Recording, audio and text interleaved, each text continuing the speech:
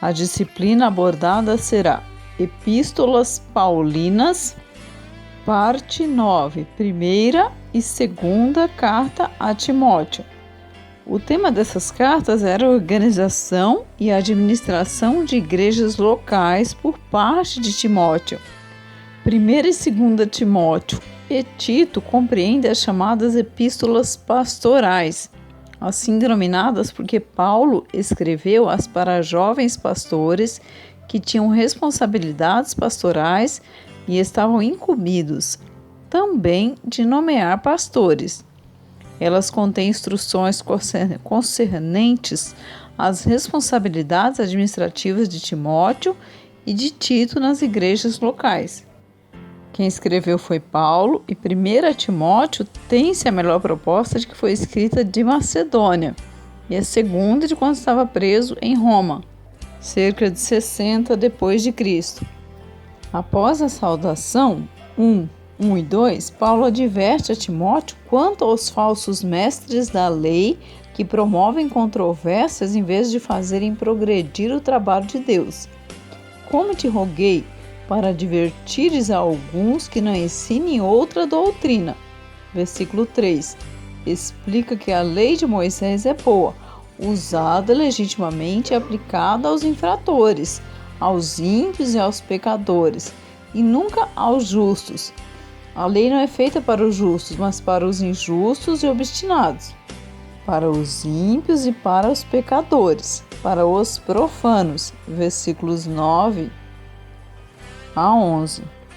Essa epístola tem o propósito de ajudar Timóteo a combater o bom combate, conservando a fé e a boa consciência. Versículo 19.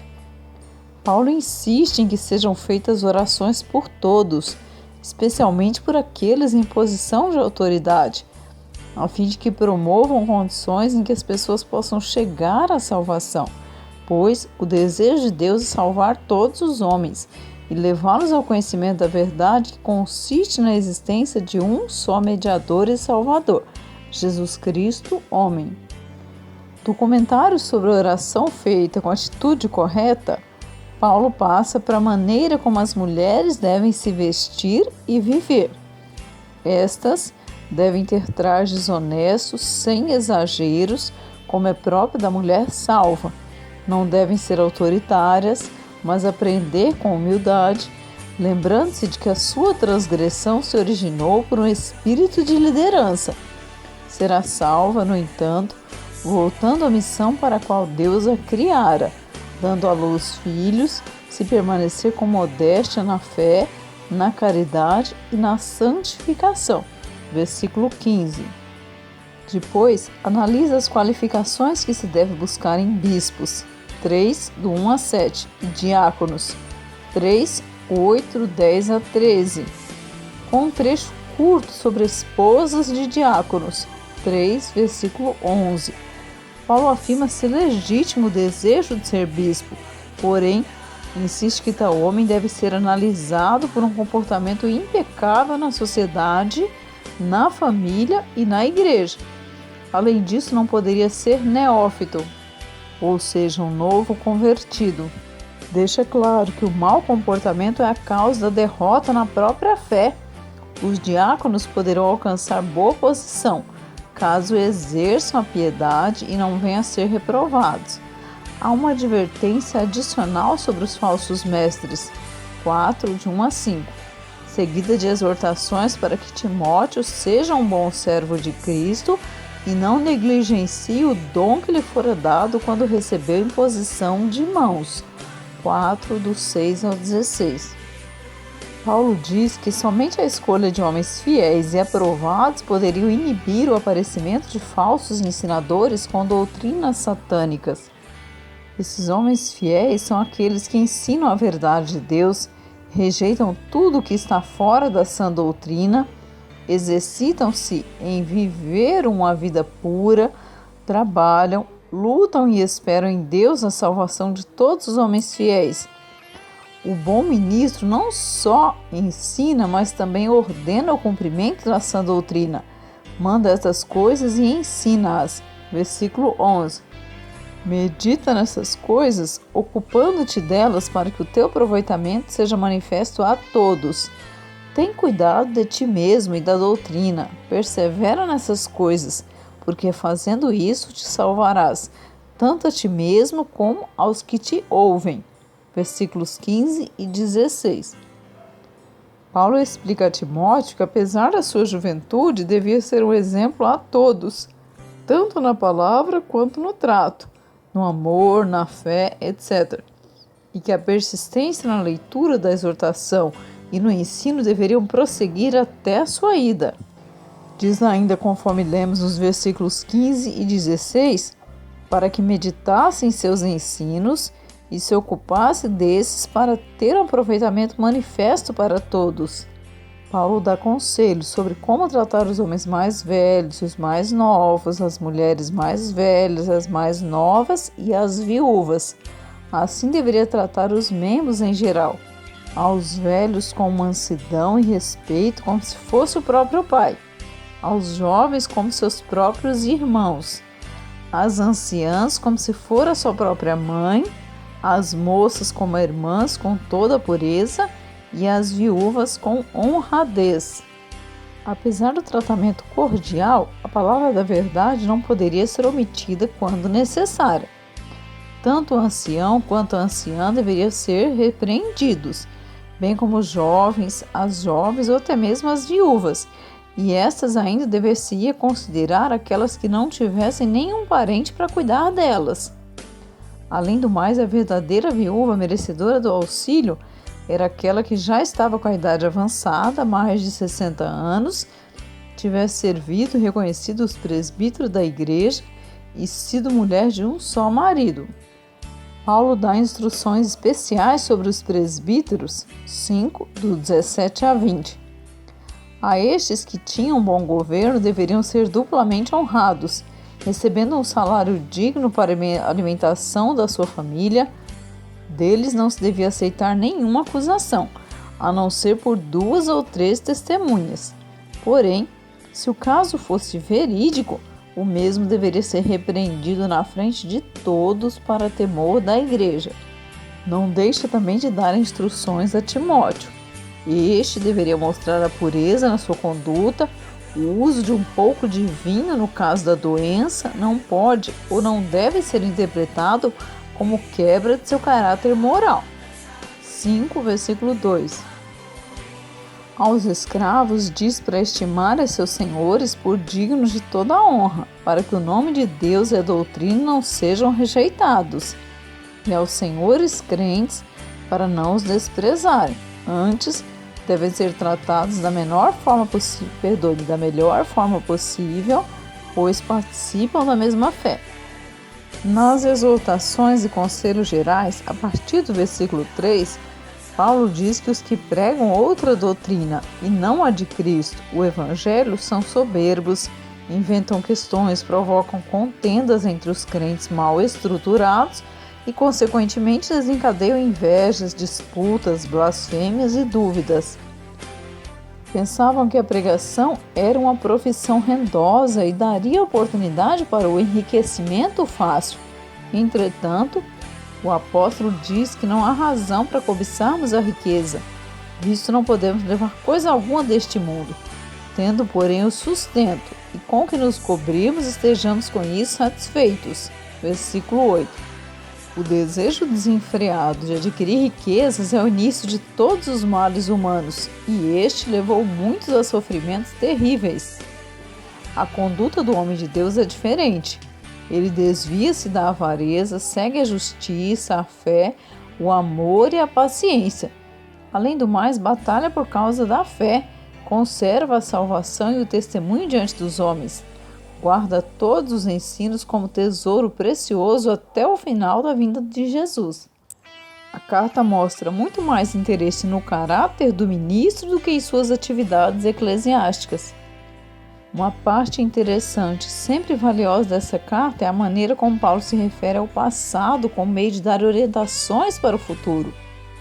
É assim que ele relembra o tempo em que esteve com Timóteo e o ensino que na ocasião deu ao jovem. O apóstolo exorta-o a prosseguir na vereda que fora instado a seguir. Ele se refere a Jesus como o único mediador entre Deus e os homens, aquele que se deu em resgate por todos. Foi para divulgar essa mensagem que Paulo foi designado pregador e apóstolo, mestre dos gentios na fé e na verdade. Capítulo 2, versículos de 5 a 6. Segunda carta a Timóteo. O tema desta segunda carta é a comissão de Timóteo para levar avante a obra realizada por Paulo. Timóteo era pastor de Éfeso. Paulo atribui esse período da carta cerca de 67 d.C. Esta carta foi escrita quando Paulo via sua morte aproximar-se. Combati o bom combate, acabei a carreira, guardei a fé. 4, versículo 7. Por isso ela tem o caráter de instruções deixadas em testamento. Existe algo especialmente solene numa carta escrita nessas circunstâncias. Ela começa de uma forma normal de saudação e passa a palavras de ações de graças e de incentivo. Isso leva uma exortação a Timóteo para que não se envergonhe de Paulo, porque este não se envergonha do Evangelho. 1 a 14. Dessa exortação de Paulo, infere-se que Timóteo passava por momentos difíceis, de fraqueza na fé diante de tanta pressão. Observa-se como Paulo fala com ele: despertes o dom de Deus que existe em ti, porque Deus não nos deu espírito de temor, mas de fortaleza e de amor e de moderação. Não te envergonhes de nosso Senhor, participa das aflições do Evangelho. 6 a 8. Depois de algumas reminiscências, do 15 a 18, Timóteo é instado a ser forte na graça de Cristo. Fortifica-se na graça que há em Cristo Jesus. Lembrando os elementos essenciais do Evangelho, Paulo exorta-o a ser um trabalhador que não precisa se envergonhar, mas que ensina com fidelidade e procura apresentar-te a Deus como obreiro aprovado, que não tem de que se envergonhar, que maneja bem a palavra da verdade. 3, versículo 15. A isso acham-se ligadas as advertências contra falsos mestres e exortações quanto ao viver em retidão. 2, do 14 a 16. Paulo tinha convicção de que só a fidelidade do homem de Deus, fortificado na graça que há em Cristo e conhecedor da palavra de Deus, poderia lutar e vencer contra os falsos mestres. Ao apóstolo são reveladas as dificuldades nos últimos tempos, quando florescem todas as formas do mal. 3, do 1 a 9. Vejamos o que o apóstolo diz: nos últimos dias sobrevirão tempos trabalhosos, porque haverá homens amantes de si mesmos, avarentos, presunçosos, soberbos, blasfemos, desobedientes a pais e mães, ingratos, profanos, sem afeto natural. Versículos do 3 a 9. Essas são as características dos líderes dos dias atuais. Entretanto, em oposição a isso, exorta Timóteo a prosseguir no ensino que vem recebendo desde a infância, especificamente o ensino das Escrituras, que são inspirados por Deus e de grande valor. Tu, porém, tens seguido a minha doutrina. Isso a leva a incumbir Timóteo de pregar a palavra com firmeza e convicção daquilo que havia aprendido. Tu, porém, permanece naquilo que aprendeste, de que foste inteirado. Pregues a palavra, instes a tempo e a fora de tempo. Redáguas, repreendas, exortes com toda longanimidade e doutrina. Do 14 ao 17. Este é um mandamento para todos os filhos de Deus, chamados por ele para o ministério. Deve permanecer na sã doutrina, pregar a palavra e exortar em conformidade com a vontade santa de Deus. Depois disso, Paulo fala de sua morte iminente e que está preparado para ela. 4, do 6 a 8. Segue uma série de observações sobre indivíduos. 4, do 9 a 15. E a informação de que Paulo fora abandonado em sua primeira defesa. 4, do 16 a 18. Mas Deus o fortaleceu. A carta termina com saudações e a bênção. 4, do 19 ao 22. Contribuição de 2 a Timóteo. Paulo deixa claro que o custo do discipulado pode ser elevado. Ele fala de sofrimento, tanto de seu próprio quanto de outros crentes. 1, do 8 a 12, 2, 9, 12 e 13, 3, do 11 a 12. Ele assemelha o serviço cristão ao de um soldado, de um atleta ou de um lavrador esforçado. 2, do 3 a 6. Ele não deixa Timóteo em dúvida de que nossa salvação, embora seja um presente gratuito da parte de Deus, tem também as suas exigências.